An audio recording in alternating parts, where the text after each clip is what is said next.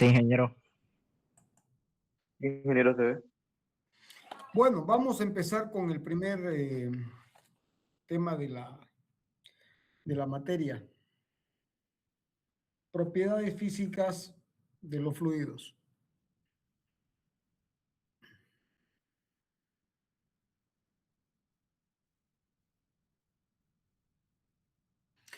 Entonces, propiedades físicas de los fluidos.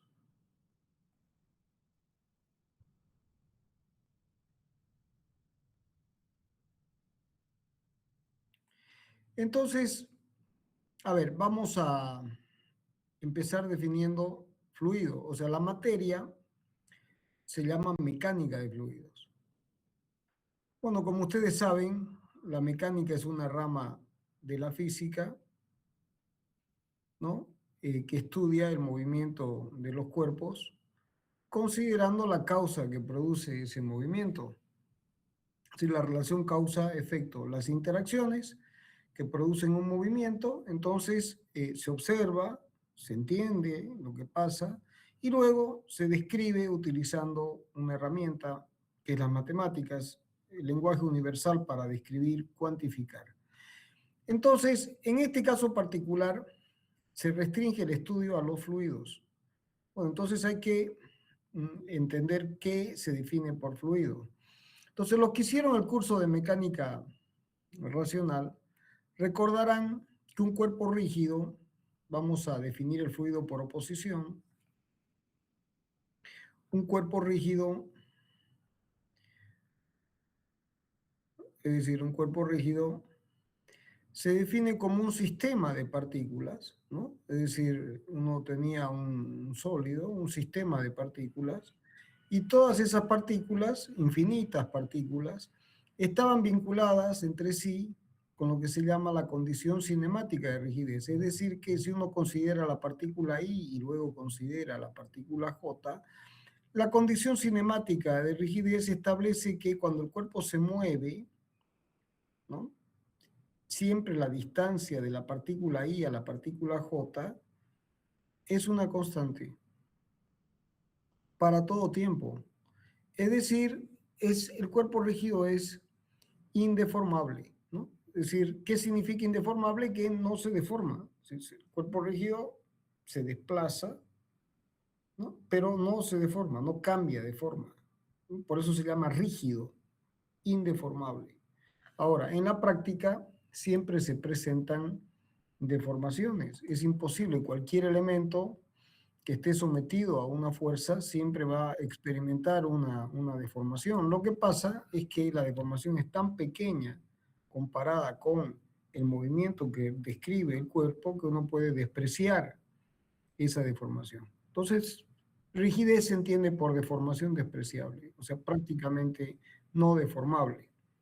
Bien, ahora, por oposición, un fluido es exactamente lo opuesto, es decir, es esencialmente deformable. Se deforma ante el más mínimo esfuerzo tangencial. Es muy importante que se entienda ese concepto. Entonces, en el caso de un fluido,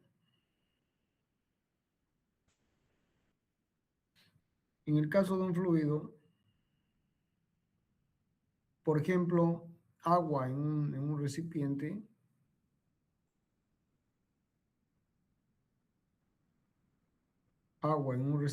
que esté la superficie libre, ¿no? Entonces, en el caso de un fluido, cualquier esfuerzo tangencial, por pequeño que sea un esfuerzo tangencial, tangente, ¿no?, produce una deformación. Entonces, un fluido es esencialmente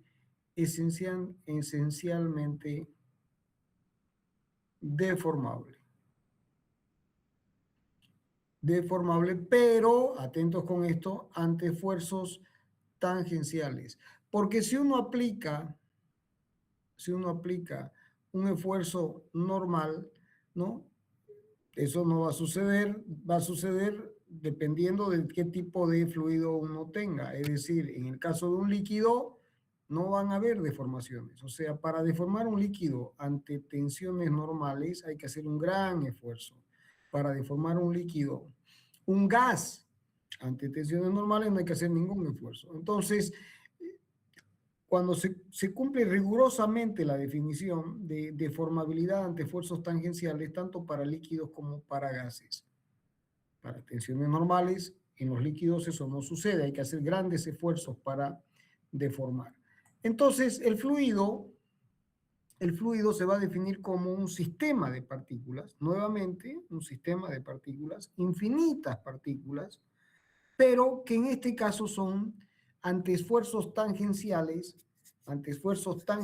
son esencialmente deformables. Bien, ahora, ante esfuerzos normales, los gases se deforman con mucha facilidad, los líquidos no, hay que hacer grandes esfuerzos para deformar un líquido ante esfuerzos normales. ¿Se entendió el concepto, jóvenes?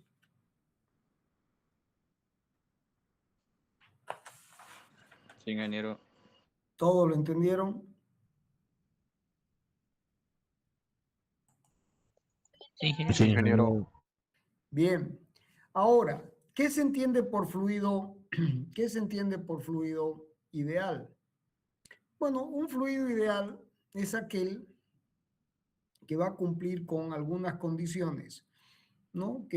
Se usan, en la práctica después se usa mucho el concepto porque permite entender el proceso físico, ¿no? Conceptualmente qué es lo que está pasando y después generalizar, ¿no?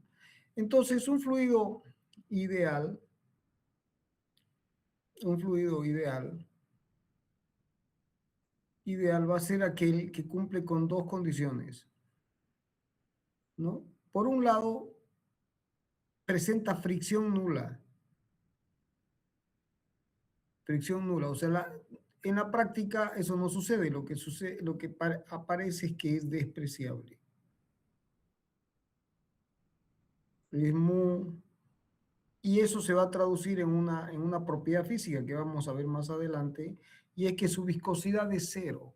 Pero también va a ser ideal cuando ρ, la masa específica, es decir, la masa por unidad de volumen, se mantiene constante, ¿no? Es decir, incompresible.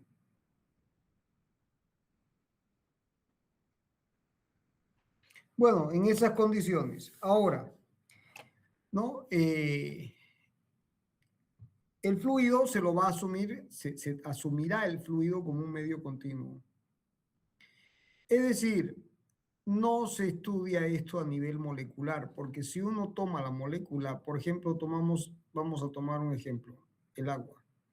Entonces, si uno estudia la molécula de agua, uno tiene una molécula de oxígeno que dibujada a escala es así, el oxígeno, y luego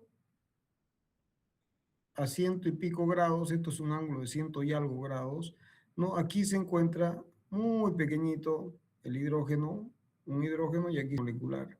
Este es el enlace molecular. Entonces, como el oxígeno tiene 8 protones y 8 neutrones, su peso molecular es 16. El hidrógeno tiene un protón y no tiene más. Entonces, hay una relación de 16 veces en términos de masa y tamaño. Bueno, esta es la escala molecular. Esta es la escala molecular. Bueno, que no es la escala que se va a considerar. Se va a asumir que, por ejemplo, cuando se trabaja con agua, se va a asumir que el medio es continuo, o sea, todos estos vacíos, los espacios vacíos que hay entre las uniones no se consideran. Entonces se asume que el medio es continuo, que además es homogéneo. ¿Qué significa que es homogéneo? Que sus propiedades son las mismas, o sea, que no cambian, o sea, aquí cuánto va de la densidad, un valor, y aquí el mismo, o es homogéneo por tramos. Y es isótropo, es decir, que las propiedades son las mismas en cualquier dirección que uno considere. La propiedad densidad es la misma en X, en Y, en Z. ¿No? No siempre sucede eso. Entonces se va a asumir como hipótesis, a menos que se declare lo contrario de manera explícita, que el medio es continuo, es homogéneo y es isotrópico, es isótropo. Es decir, las propiedades no cambian con la dirección. Las propiedades no cambian con la dirección. ¿Se entendió, jóvenes?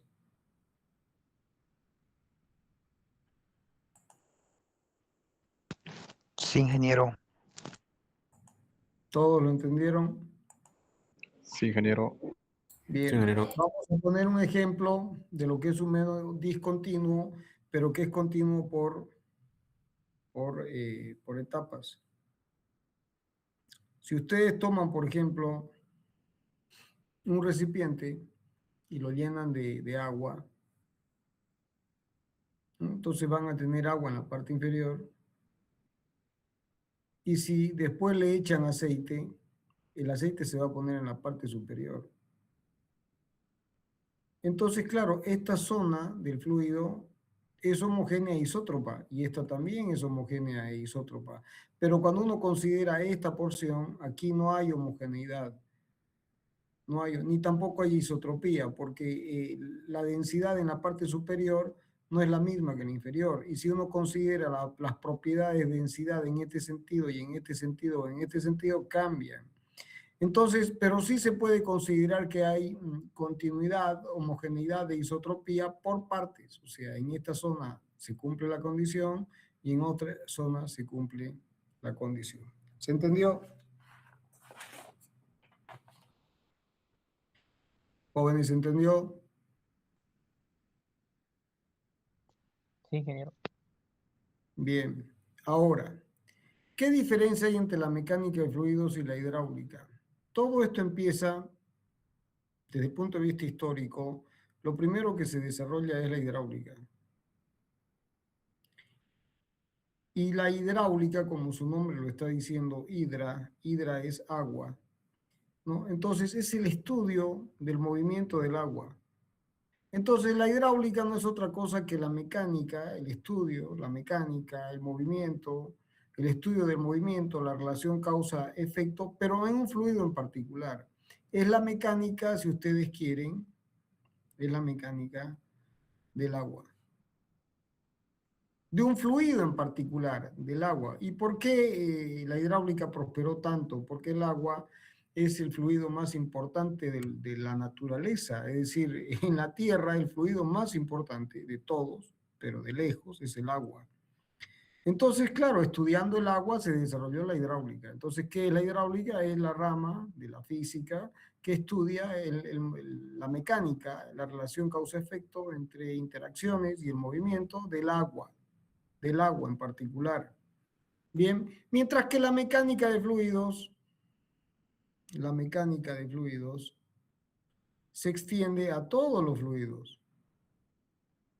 Se extiende a todos los fluidos. Esto incluye todos los fluidos. Y los fluidos pueden ser líquidos, en general, o pueden ser gases. Ahora, de los líquidos, de todos los líquidos posibles, ¿cuál es el más común en la Tierra? El agua. Y de los gases, ¿cuál es el más común? El aire. Entonces, claro, la mecánica de fluidos se va a concentrar en estos dos, en el agua y el aire. Pero además, por ejemplo, también abarca los aceites lubricantes, abarca fluidos tan diferentes, como veremos más adelante, fluidos como la mayonesa, como es un fluido, como el ketchup, o el alcohol, o el jugo de azúcar, o la leche, son fluidos. Bien, pero la hidráulica se concentra en el estudio, la mecánica del agua, ¿no? Y la aerodinámica, ¿no? Se concentra en el estudio de la mecánica del aire, la aerodinámica, ¿no? La dinámica del aire. ¿Se entendió la diferencia?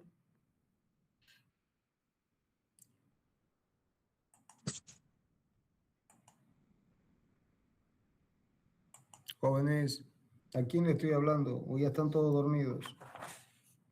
Sí, se entendió, ingeniero. Se entiende, ingeniero. Bueno, entonces ahora vamos a empezar a definir los conceptos fundamentales. Se va a definir cosas que ustedes ya saben, pero vamos a reforzar los conceptos. Masa, volumen y peso específico. Entonces se define la masa si uno toma un elemento de fluido y toma un diferencial de masa, un cubito que tiene un diferencial de masa y tiene un diferencial de volumen, ese diferencial de volumen, para que se entienda de qué estamos hablando, si este es el cubito,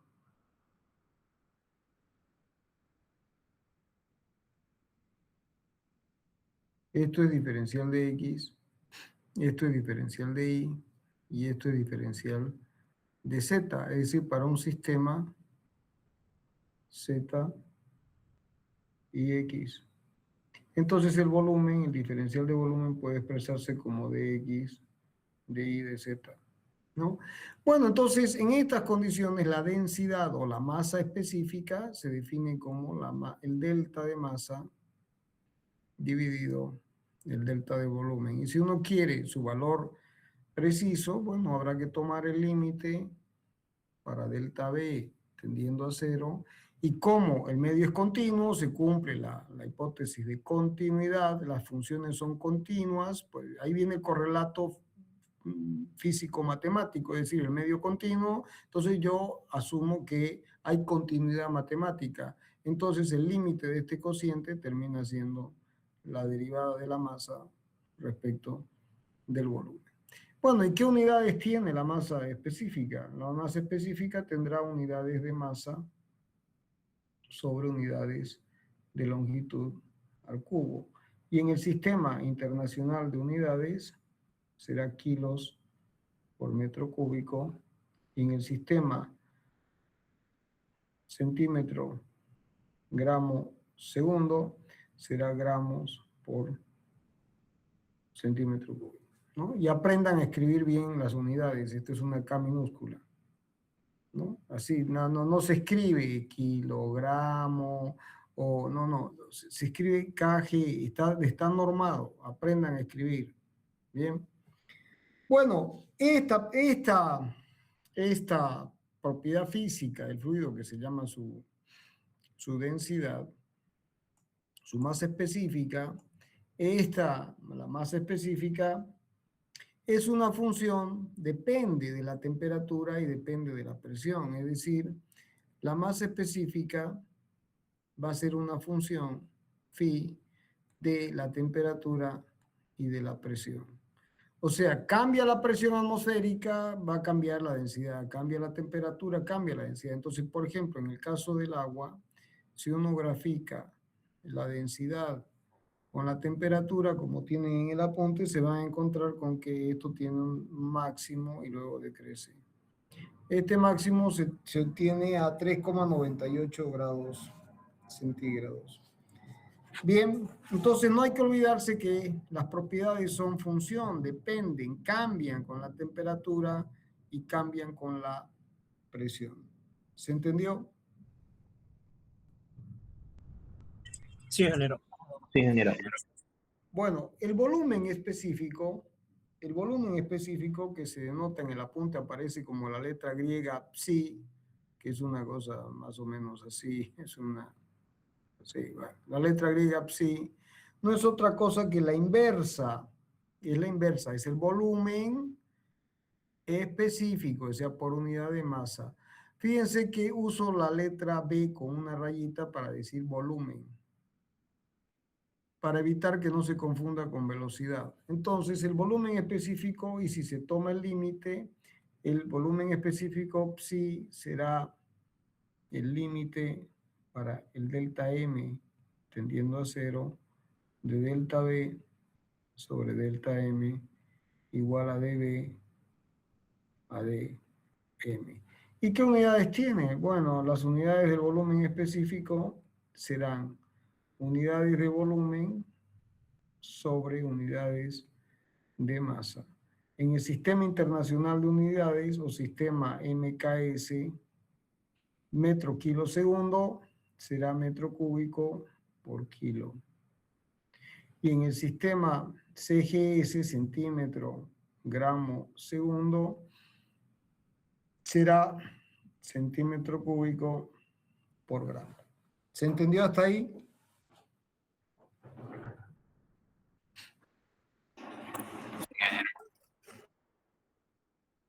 Bueno.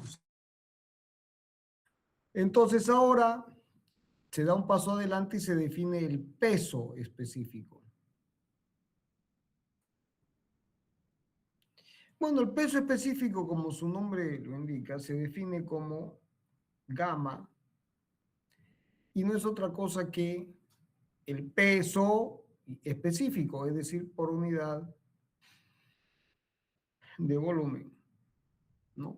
Entonces, bueno, el peso específico tomando el límite para delta B tendiendo a 0 de delta W, que su peso dividido el volumen será peso por unidad de volumen. Esto es una W. Bien, unidades. Bueno, tendrá unidades. El peso tendrá unidades de fuerza sobre longitud cubo. En el sistema internacional de unidades o sistema metro, kilo, segundo, se expresa como newton por metro cúbico. Y una unidad muy común es el kilonewton, K minúscula newton por metro cúbico. Y en el sistema centímetro, gramo, segundo, se expresa la fuerza, se expresa en dinas, dina, y la longitud en centímetro. Entonces, dina por centímetro cúbico. Bien, entonces, de aquí surge una expresión que vincula la masa con el peso, que es muy usada en la práctica, y básicamente establece que si P es igual al peso por unidad de volumen, entonces como el peso es la masa por la gravedad dividido el volumen elemental, entonces cuidado con esto, con lo que voy a hacer aquí. Bajo la hipótesis de que G es constante, o sea, si G es constante, es decir, es una hipótesis. Entonces, más o menos se lo voy a poner en perspectiva. ¿Se entiende que es una hipótesis?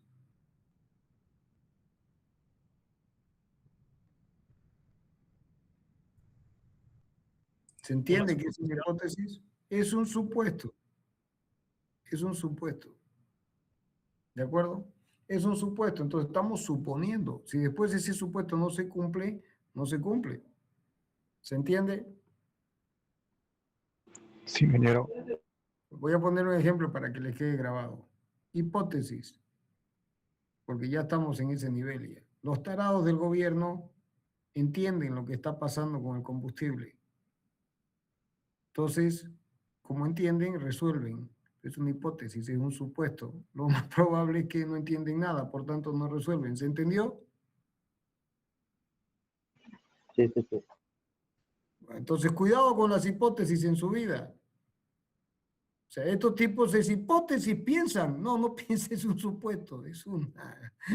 Porque evidentemente, de 9 meses, no sé cuánto tiempo después, no se dan cuenta que hay un problema estructural con el combustible y no resuelven, ni lo van a resolver. Y puede ser que nosotros desde la academia hayamos hecho el esfuerzo que hayamos hecho poniendo todo en redes sociales y así lo vean, no lo entienden. Hipótesis entienden, no es una hipótesis, es un supuesto. ¿Ya se entendió lo que es un supuesto? Sí. Entonces, ahora, bajo esta hipótesis de que G es constante, entonces la derivada de una constante por una función es la constante por la derivada de la función. Pero esto, jóvenes, no es otra cosa que ρ. Entonces aparece la relación entre el peso específico y la masa específica. ¿Está claro? Bueno, no hay que olvidarse que G, ya los que han hecho el curso de mecánica racional lo hemos estudiado en mecánica espacial, ¿no? G es una función de la altura y de la latitud. Bien, o sea, cuidado cuando uno dice G es constante, ¿no? Cuidado. Entonces, bueno, vamos a dar otro concepto, el concepto de compresibilidad, es otra propiedad física. Entonces, fíjense, ya se vio el concepto de masa específica y de peso específico. Ahora se va a ver el concepto de compresibilidad. Es muy importante en mecánica de fluidos. la compresibilidad.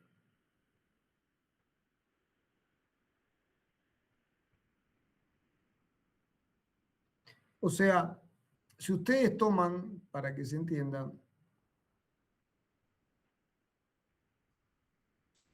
un momento. ¿Dónde está esto?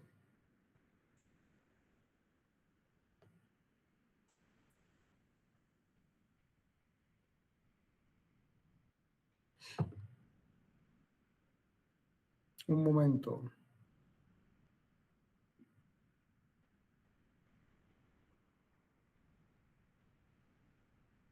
Bueno.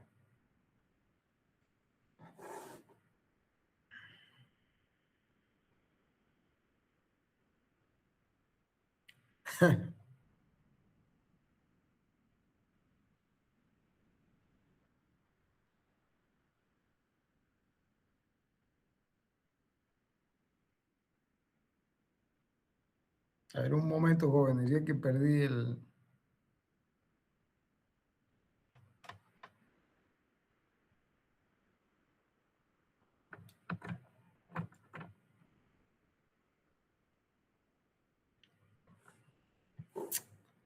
A ver, jóvenes, ¿dónde está esto?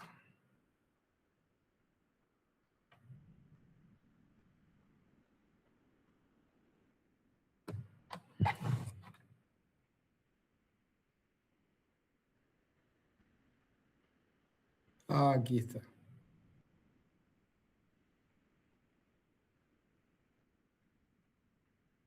Desapareció el cursor, no sé dónde está.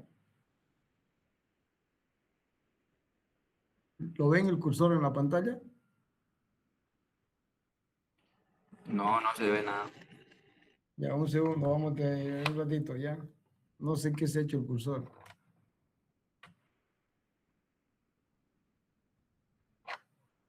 A ver, quizás aparece aquí así como esto.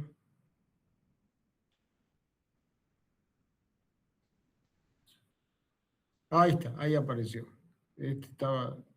Bueno, a ver. La compresibilidad. Entonces, si ustedes toman un globo, por ejemplo, lo inflan un poquito, un gas y lo cierran para que no salga el aire, pero lo apretan y comprime y descomprime, ¿se entiende? O una perillita de esas de los médicos o las enfermeras, se comprime y se descomprime, ¿se entiende el concepto de compresibilidad? Es decir, hay un cambio del volumen con facilidad. Ahora, si ustedes llenan el globo con agua, también es que hay compresibilidad, pero cuesta más. ¿Estamos de acuerdo? Entonces, si ustedes ponen ahora un recipiente, un cilindro, con su tapa, y lo llenan de gas, lo llenan de aire, van a comprimir con facilidad. ¿Estamos de acuerdo? Como un inflador. Se comprime con facilidad, compresibilidad. Pero si ahora llenan el mismo cilindro con agua y está estanco, o sea, no pierde, ¿van a poder comprimir? No, no van a poder comprimir. Ante una fuerza normal, la compresibilidad, no hay compresibilidad. Para poder comprimir se requiere una fuerza normal muy grande.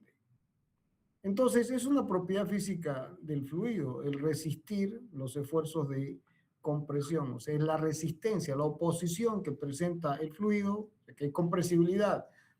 Mide cuánta resistencia se opone a los efectos, a los esfuerzos normales.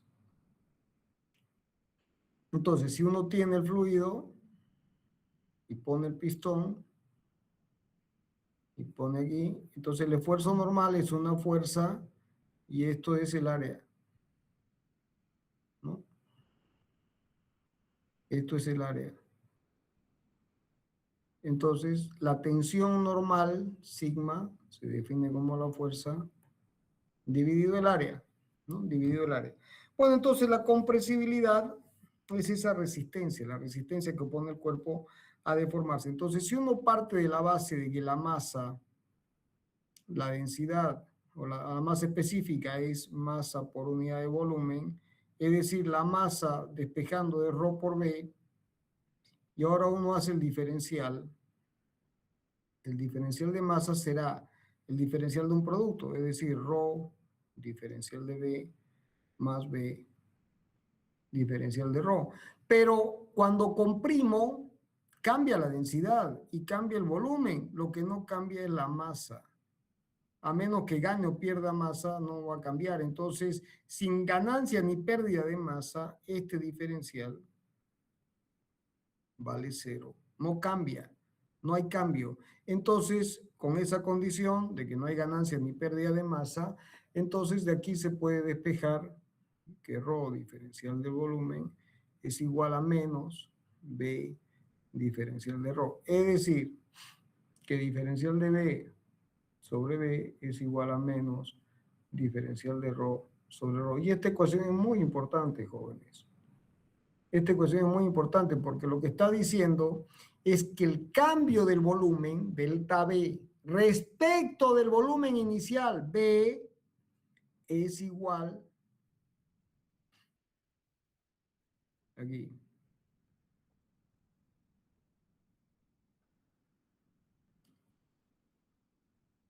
El cambio del volumen, escuchen mis palabras, respecto del volumen inicial B es igual y opuesto al cambio de la densidad respecto de la densidad inicial. ¿Se entendió cómo leer la ecuación?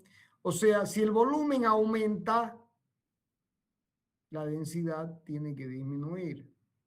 Si el volumen disminuye, la densidad tiene que aumentar. Y los cambios son relativos. ¿Relativos a qué? A los valores iniciales. ¿Se entendió el concepto? Entonces, piensen en el aula. Tienen un volumen que es fijo. Entonces, adentro hay 50 alumnos. Entonces, ¿cuántos alumnos hay? Kilos por metro cúbico, la densidad. Si achico el volumen, la misma cantidad de personas está en un menor volumen. Entonces, ¿qué pasa con la densidad? Aumenta la densidad. Si expando el volumen, la misma cantidad de materia se ubica en mayor espacio, por lo tanto, la densidad disminuye. ¿Se entendió? Sí, ingeniero. Bueno, eso es, básicamente. Entonces, y los cambios son opuestos. Si uno gana volumen, pierde densidad, o sea, disminuye la densidad. Si uno disminuye el volumen, aumenta la densidad, porque la masa se supone que es constante, o sea, esa es la hipótesis del análisis. No estoy ni ganando ni perdiendo masa. No hay cambio de masa. El diferencial de masa vale 0.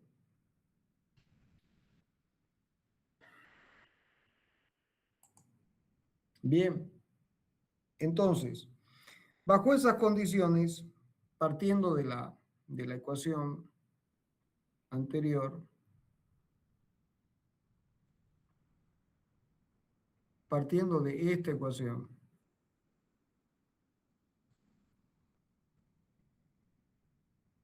es decir, que el diferencial de B respecto al volumen inicial es igual y opuesto al diferencial de ρ sobre ρ. Entonces, partiendo de esta expresión, uno puede plantear que el cambio del volumen respecto del volumen inicial va a ser proporcional, ¿no?, al cambio de presión, es decir, solamente si tengo el recipiente con un volumen B, el diferencial y aplico una fuerza, una presión P, un diferencial de P, este diferencial de B solamente se va a dar si actúa una presión. Entonces va a ser menos, porque aumenta la presión, disminuye el volumen, aumenta la presión, disminuye el volumen, un coeficiente alfa, que es el coeficiente de compresibilidad por diferencial de P. O sea, hay una proporcionalidad entre el cambio del volumen y el efecto de la presión, y la proporcionalidad es opuesta. Aumenta la presión, como hay un menos, disminuye el volumen. Aumenta el volumen, tiene que disminuir la presión. Y esto es lo que se llama el coeficiente de compresibilidad, que es una propiedad física del fluido. Coeficiente de compresibilidad. Entonces, como esto es un término adimensional, porque esto es volumen, longitud cubo sobre longitud cubo, fíjense que esto no tiene dimensiones. Entonces, alfa necesariamente tiene que tener dimensiones de presión a la inversa, es decir, alfa tendrá unidades despejando, será 1 diferencial de P, diferencial de B sobre B menos. Entonces, para hacer el análisis,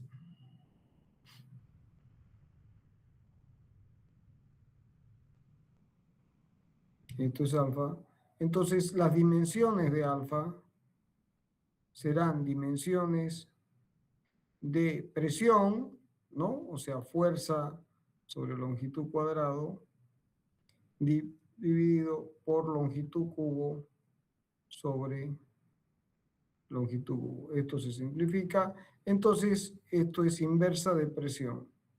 El coeficiente de compresibilidad tiene unidades de inversa de presión, es decir, longitud cuadrado sobre fuerza, ¿no? O sea, en el sistema internacional será metro cuadrado sobre Newton, o en el sistema CGS será centímetro cuadrado sobre DIN.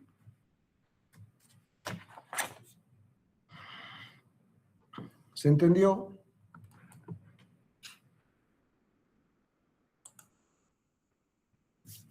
¿Se entendió, joven, o no se entendió? Sí, jefe. Sí, jefe.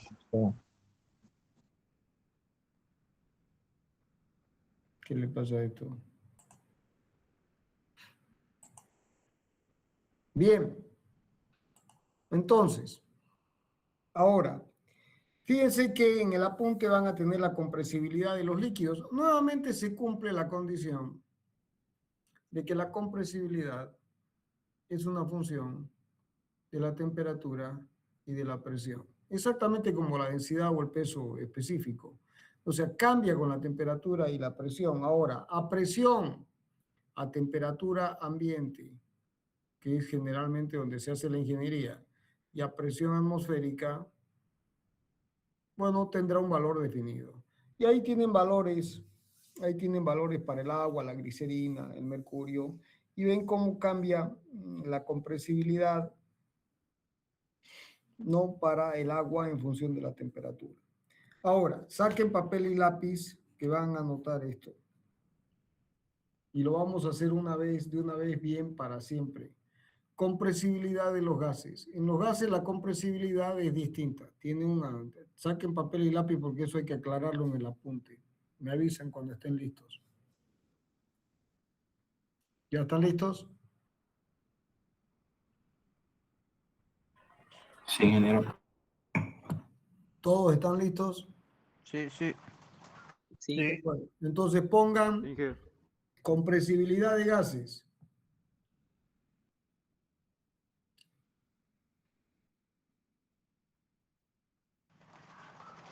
Ya.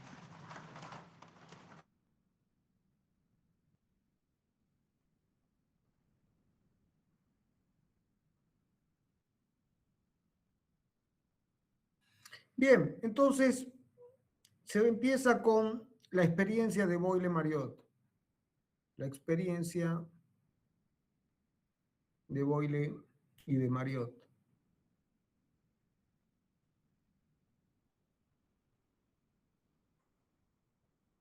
Entonces, ¿qué hicieron Boyle y Mariotte? Agarraron y tomaron un recipiente, ¿no? Cerrado, le daban presión y medían el volumen. Entonces hicieron una temperatura, una tablita, presión, volumen, anotaron los valores y graficaron el gráfico presión-volumen que se estudia en termodinámica. Y graficaron y les dio un conjunto de puntos así. Entonces encontraron la curva. Y la curva es una hipérbola equilátera. O sea, si ustedes recuerdan, vamos a verlo acá, grafican Y con X, una hipérbola equilátera es esto.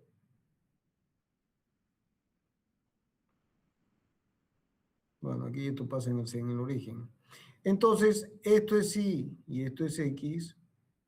Esta ecuación es del tipo y igual a una constante por x. Eso es una hipérbola que tiene una asíntota en 0.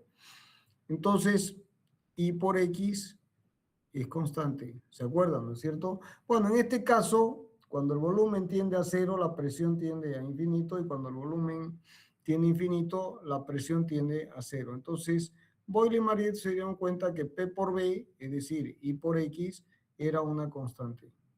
Y esto era para una temperatura dada, para T constante. Es lo que se llama un proceso isotérmico. La conocida ley de Boyle-Mariot, es decir, que P1 por B1 es igual a P2 por B2. ¿Se entendió hasta ahí? Sí, ingeniero. ¿Todos lo entendieron? Tengo 52 alumnos. ¿Dónde está el resto? ¿O están mirando el gato que está en la pared, en la ventana? Se entendió, ingeniero. Bueno, muchos años después apareció otro individuo, Gay-Lussac, ¿no? Entonces, dos.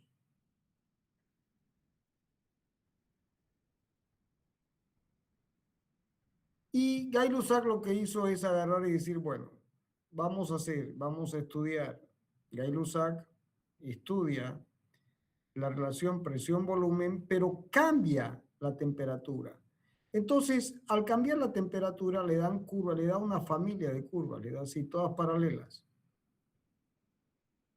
¿De acuerdo? Entonces, esto era para la temperatura T1, para la temperatura T2, y así siguiendo, la temperatura T sub J. Y cada una de estas era P por B igual constante, pero para la temperatura T1, esto era P por B igual a una constante 1. Y esta era una P por B igual a una constante J.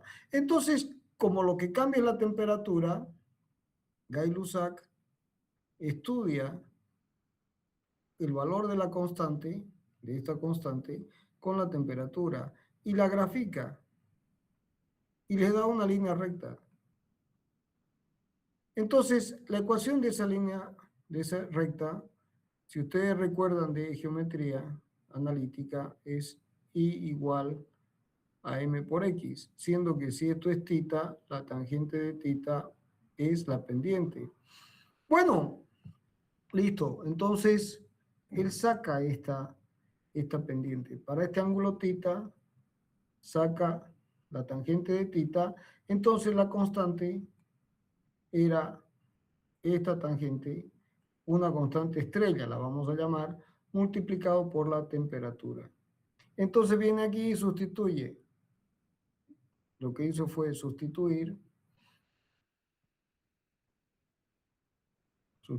dice P por B igual constante, pero esta constante ahora es esta. Es una constante estrella por T. O sea, Gay-Lussac llega a la conclusión de que P por B sobre T es igual a una constante estrella. Y en este caso ya cambia la temperatura. Cambia la temperatura. Entonces aparece la ecuación más general de que P1 por B1 sobre T1 es igual a P2 por B2 sobre T2. Pasaron años para hacer ese paso. Lo que ahora uno agarra y hace el análisis con una simplicidad como, bueno, lo que yo estoy haciendo no es tan así. No lo van a encontrar así nomás. O lo vieron en termodinámica.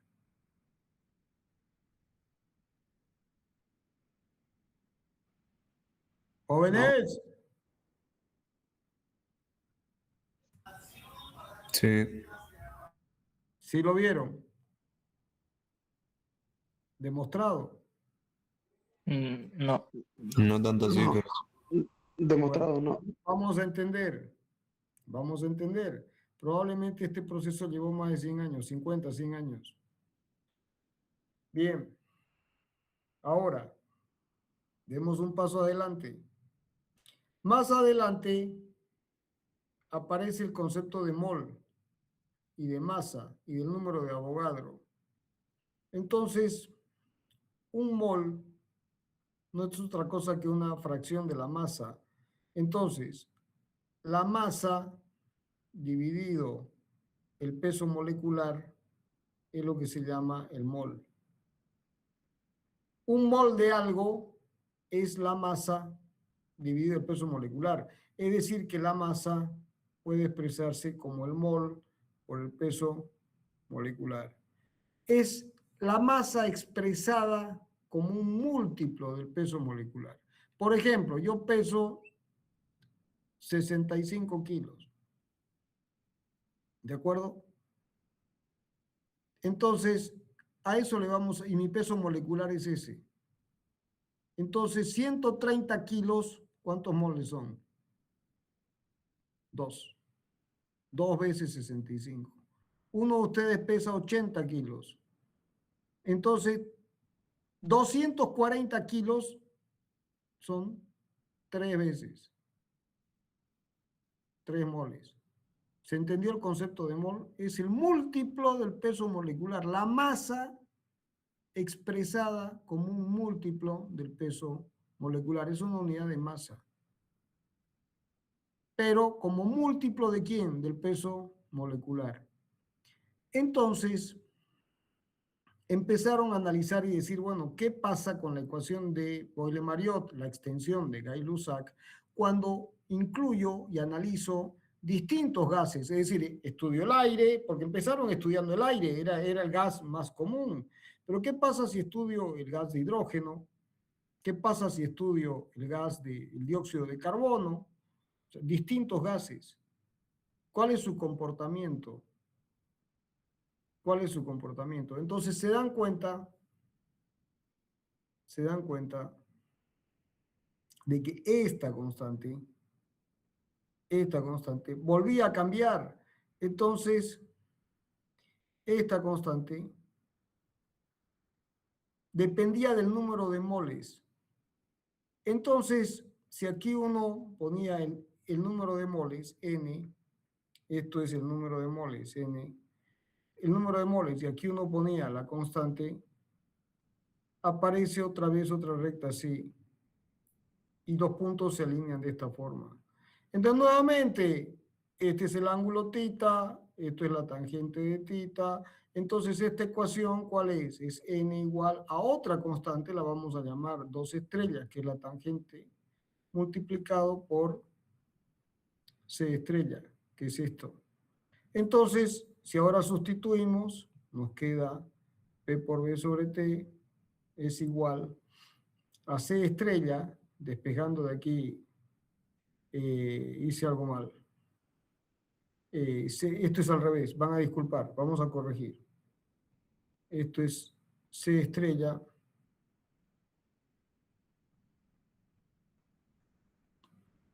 y este es el número de moles.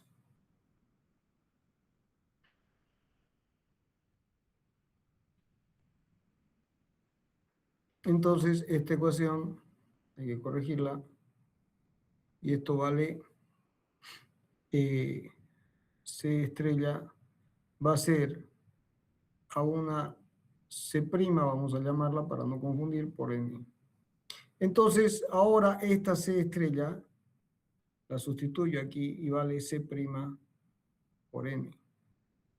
Entonces, esto implica que P por B es igual a N por T por una C'.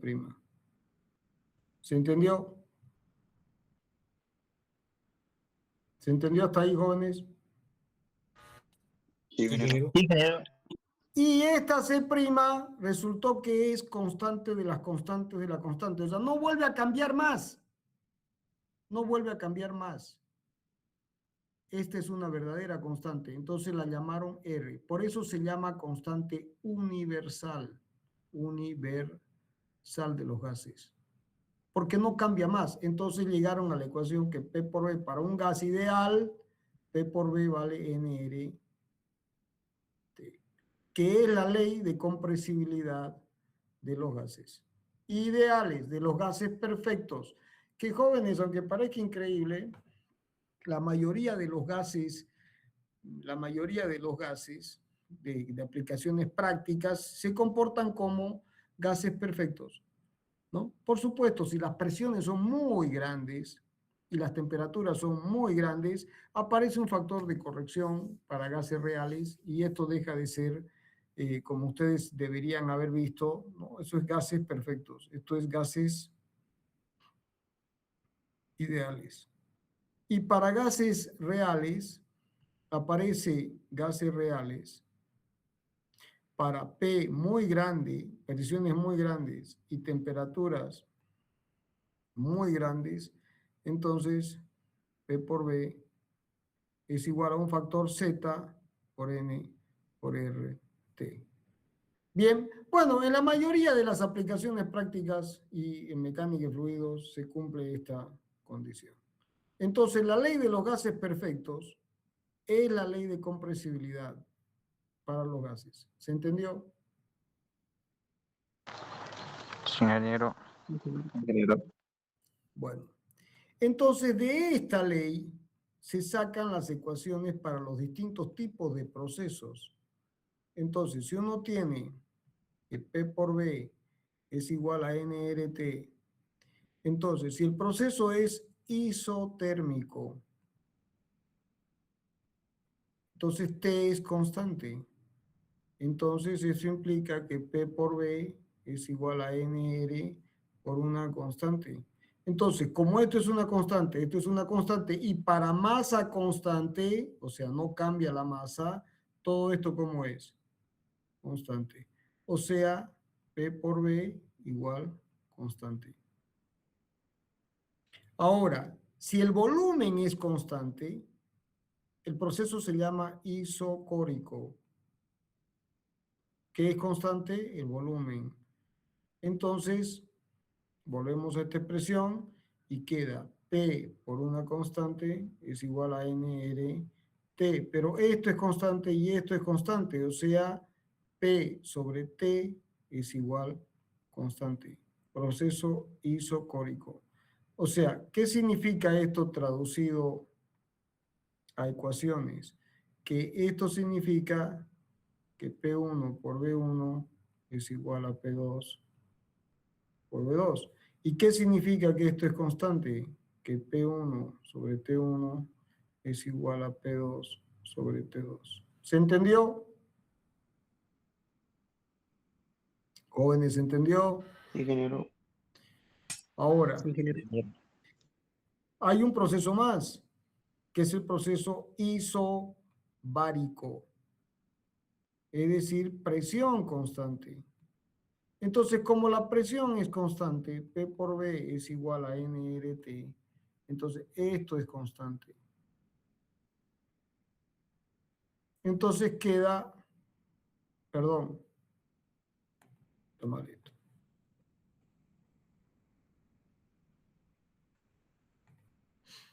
P por B igual a nRT. Como la presión es constante, esto es constante.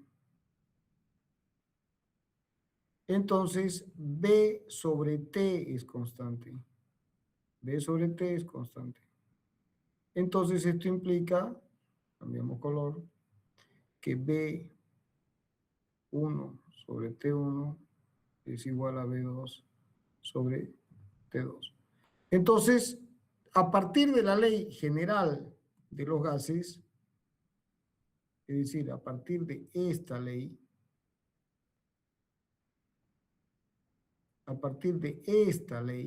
en particular, a partir de esta ley de los gases, entonces se tienen los procesos isotérmicos, isocóricos, isobáricos. Temperatura constante, volumen constante, presión constante. Pero la que siempre manda es esta. ¿Se entendió? Sí, ingeniero. ¿Todos lo entendieron? Sí, ingeniero. Sí, ingeniero. Ingeniero. Sí, ingeniero. Ahora, vamos un paso adelante. Además, en la práctica, muchas veces aparecen lo que se llaman los procesos adiabáticos.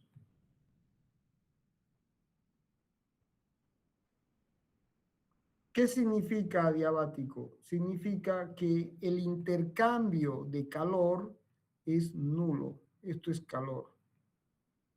O sea, se tiene un volumen, y el sistema está completamente aislado. Es decir, el calor que sale del volumen, es cero. Y el calor que le entra al volumen es cero.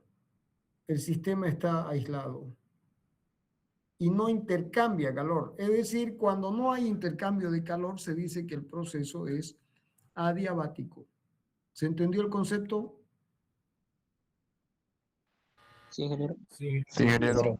Entonces, ingeniero. bajo esa condición, si ahora uno grafica para un proceso adiabático la relación presión-volumen, uno obtiene una curva que es de este tipo.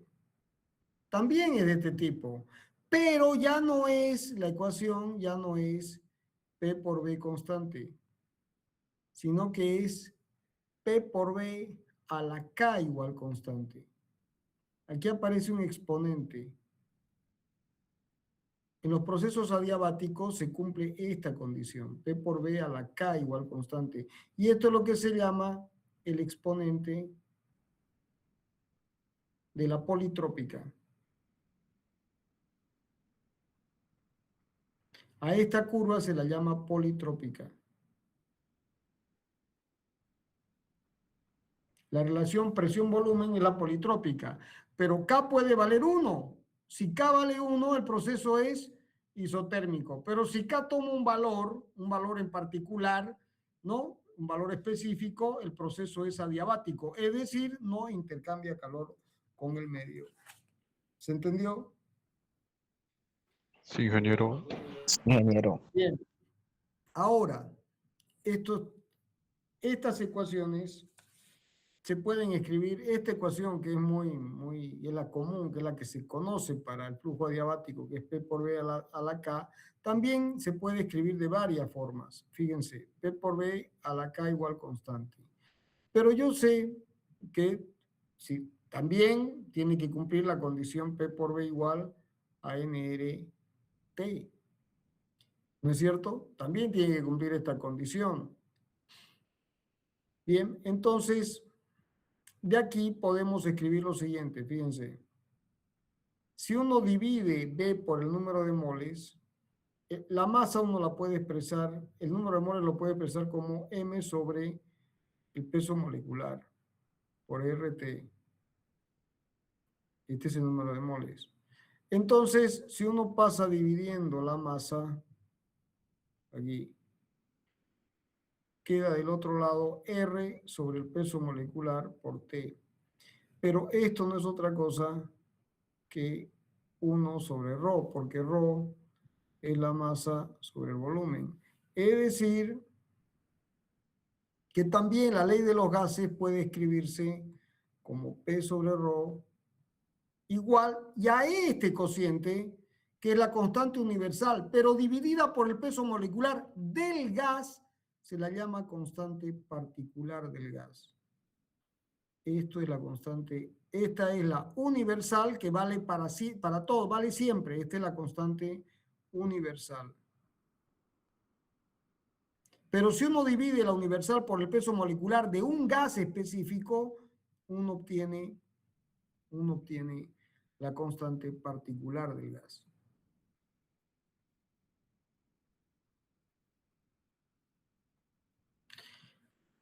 Bueno, ahora,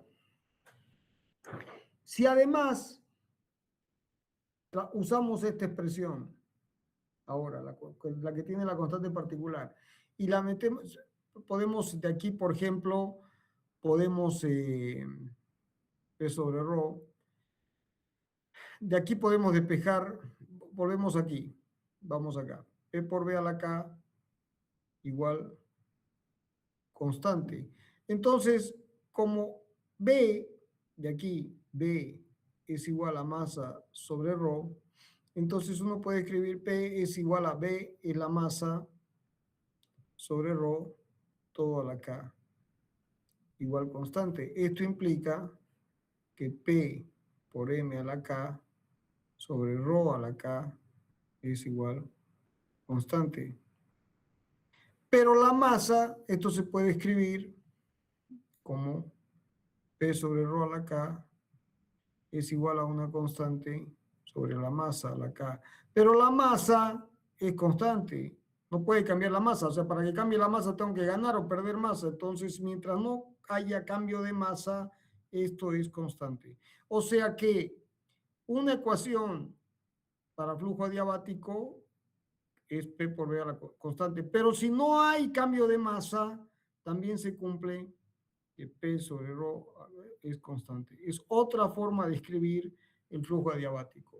La expresión para el flujo adiabático. ¿Se entendió? Sí, ingeniero. Sí, ingeniero. Bien. Sí, Ahora, ingeniero. además, podemos dar un pasito adelante.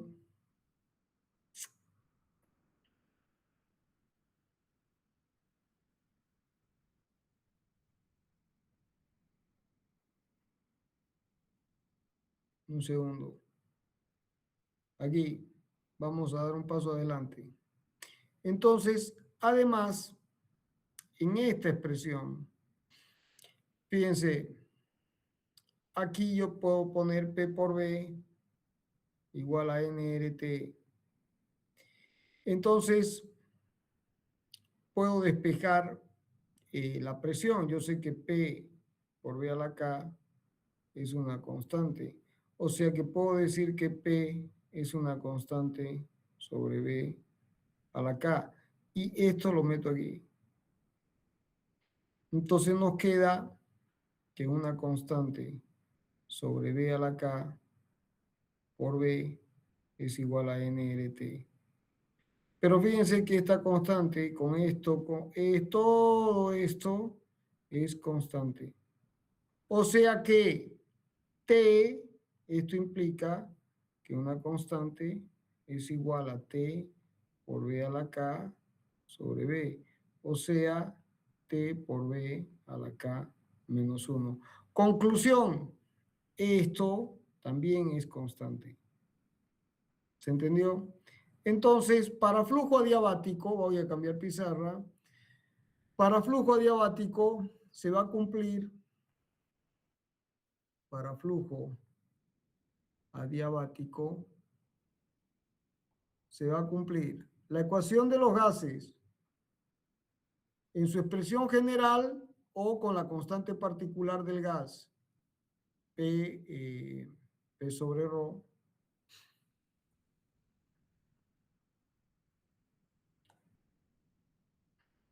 igual a RT. Pero también se va a cumplir cualquiera de estas tres, P por B a la K igual constante, P sobre ρ a la K igual constante y T por B a la K menos 1 igual constante. ¿Se entendió? Sí, ingeniero. ¿Claro como el agua o claro como el petróleo?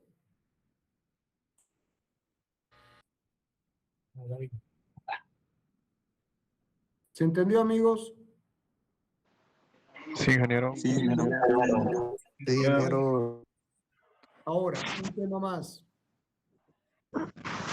Y esto es muy importante que se entienda.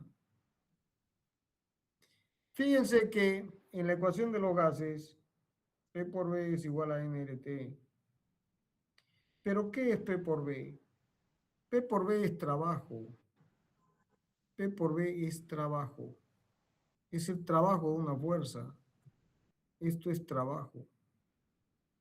Es decir, si ustedes tienen un cilindro y le aplican una fuerza F y esto tiene un área omega y desplazan el cilindro un diferencial de X, el trabajo será F diferencial de X.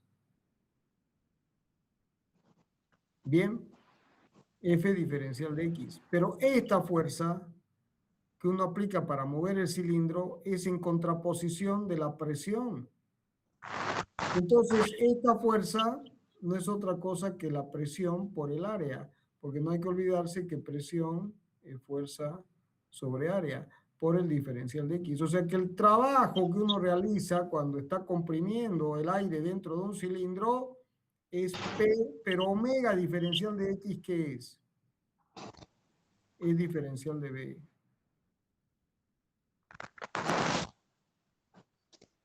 O sea que, jóvenes, cuando uno entrega trabajo al comprimir, la expresión es esta. Entonces, si uno quiere obtener el trabajo, hay alguien con el micrófono abierto. Si uno quiere obtener el trabajo, será la integral de P diferencial de B. Y si comprime de 0 a B, bajo la hipótesis de presión constante, otra vez la hipótesis, entonces si la presión es constante, entonces esto será P por la integral de 0 a B de diferencial de B es P por B. O sea que esto no es otra cosa que trabajo bajo la hipótesis de presión constante. Con P igual constante, esto es trabajo, o sea, es energía. ¿Y esto qué es? Entonces, si esto es energía, esto tiene que ser energía. También tiene que ser energía. Es lo que se llama la energía interna. La energía interna del gas. O sea que el trabajo que se realiza al comprimir el gas no es otra cosa que la energía interna del gas, que vale NR por T. ¿Se entendió? ¿Juegan al fútbol ustedes?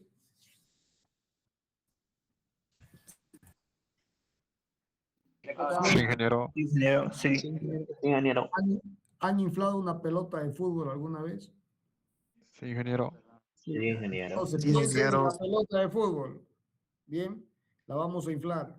Ponemos la aguja y tengo el inflador. Entonces, el inflador es el cilindro. Y adentro hay aire a una presión. Entonces, fuerza por distancia, fuerza por distancia, fuerza por distancia, fuerza por distancia. Estoy entregando trabajo, presión por volumen, presión por volumen, presión por volumen. ¿Está claro? Sí, ingeniero. Sí, ¿Y qué ingeniero. pasa con el inflador?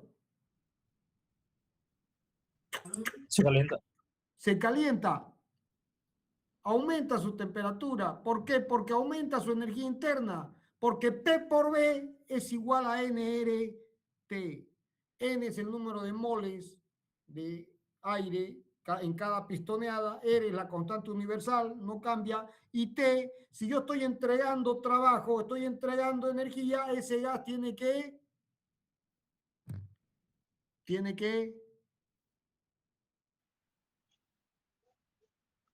¿qué tiene? Tiene que calentarse. ¿O no se tiene que calentar? ¿Sí o no? Si no, ¿dónde se fue el trabajo? Sí, ingeniero.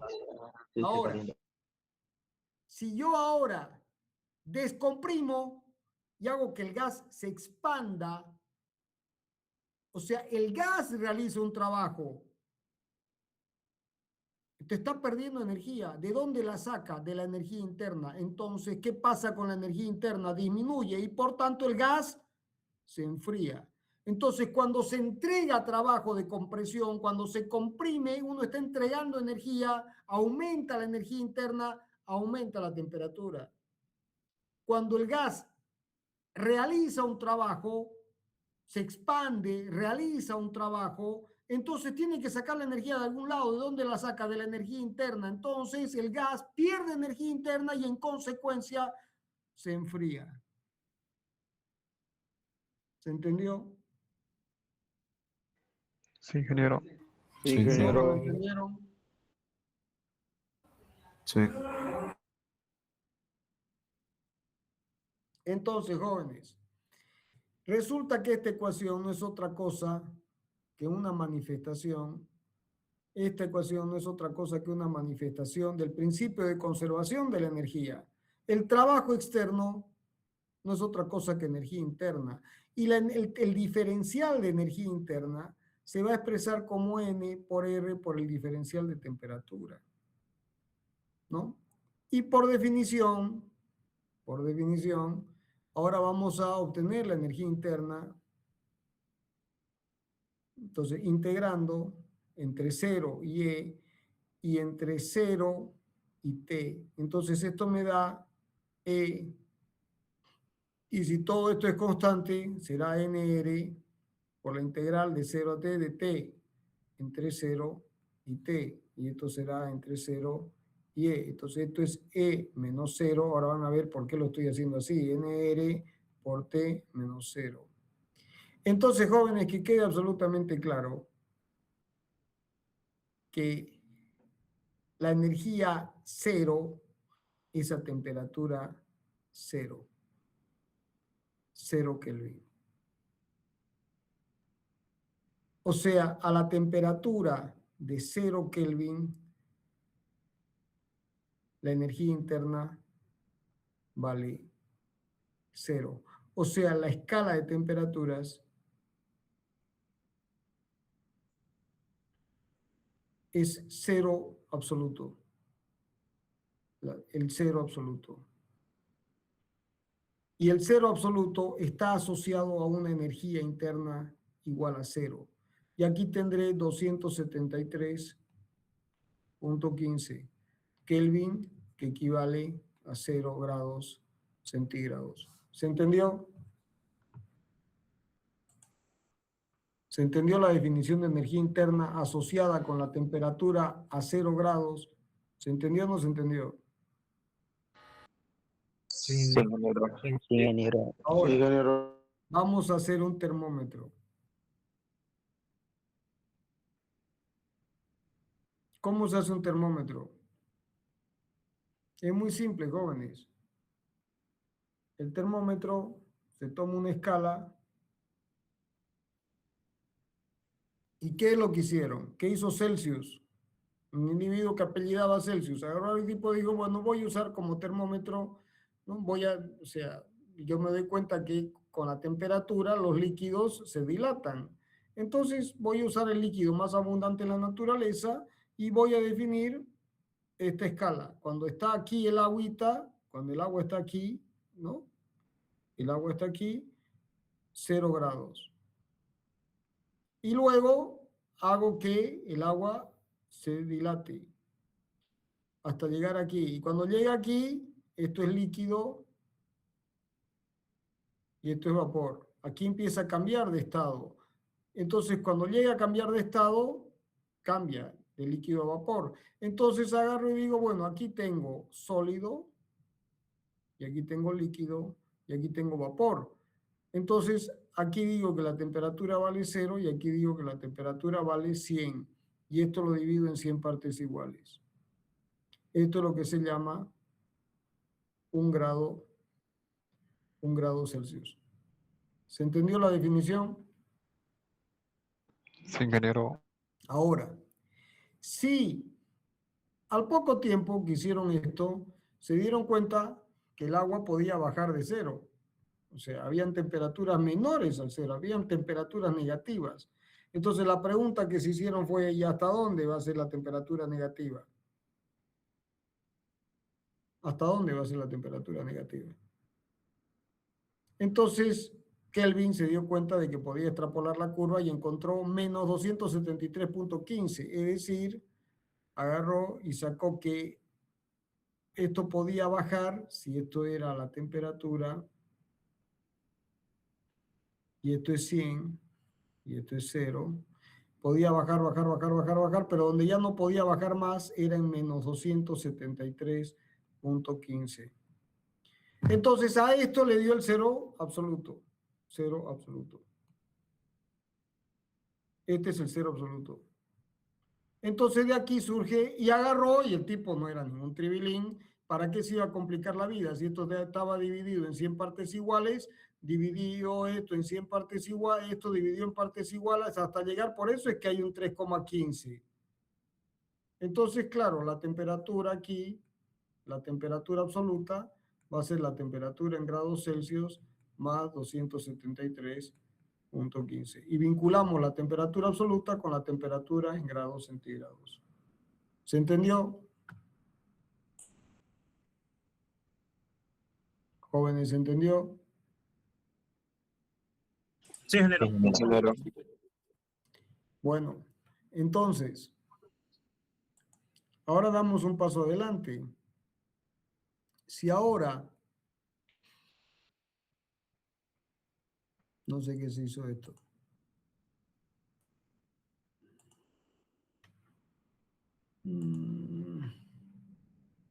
Bueno, aquí está. Ahí está, aquí está. Ya lo encontré. Ahora, si analizamos los estados de la materia pueden ser, entonces, partimos del cero absoluto. Entonces uno va subiendo para cualquier elemento y en un momento determinado ese elemento pasa de sólido, pasa a líquido. Esto es lo que se llama la temperatura de fusión. Y si uno sigue aumentando la temperatura para ese elemento, llega un momento en que cambia y aquí tengo el gas. Temperatura de vaporización. Y si ahora yo sigo entregando energía, se sigue entregando energía, uno entrega y entrega y entrega energía, llega un momento en que es tal el nivel de agitación, porque la temperatura es una medida del nivel de agitación de las moléculas, de su energía cinética promediada. Entonces llega un momento en que el nivel de agitación es tal que el gas pierde electrones, pierde un electrón. Entonces se ioniza, se pierden electrones por un lado, carga negativa, y el elemento se queda con menos carga positiva, se ioniza. Eso es lo que se llama plasma, es un gas ionizado, el cuarto estado de la materia.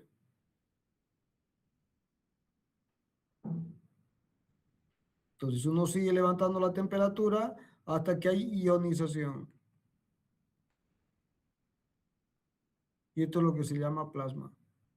Entonces tienen sólido, líquido, gas y plasma. Pero ahora ha tomado mucha importancia un estado de la materia que es, ¿qué pasa si uno baja la temperatura? Baja. Entonces a medida que va bajando, ¿no? A medida que va bajando la temperatura, ¿no? Los átomos se mueven menos. Cada vez se mueven menos, cada vez se mueven menos, y las moléculas se mueven menos, los átomos se mueven menos, o sea, todo empieza a quedarse rígido, quieto, va perdiendo energía interna. Y llega un momento en que están tan alineados, pero tan alineados, que los orbitales atómicos prácticamente se confunden, se difunden. Es lo que se llama un condensado. El condensado de Bose-Einstein. Y ese condensado tiene aplicaciones en ingeniería ahora muy importantes, porque a esa temperatura no se tiene un superfluido. ¿Y qué es un superfluido? Es aquel en el que prácticamente no hay resistencia, no hay viscosidad. Porque para que haya resistencia tiene que haber movimiento, que ese movimiento caótico se opone al movimiento del líquido. Entonces es un superfluido porque prácticamente pierde su resistencia al movimiento, es casi un fluido ideal. El quinto estado de la materia. Bueno, antes esas cosas no eran, así como el plasma y el condensado no tenían una aplicación práctica, y lo que tenía una aplicación práctica era el sólido, líquido, gas. Hoy, en los motores a plasma y en los chips para la computación cuántica, el condensado pasa a tener una aplicación. ¿Se entendió, jóvenes? Sí, ingeniero. Bueno, creo que por hoy día es suficiente. O seguimos.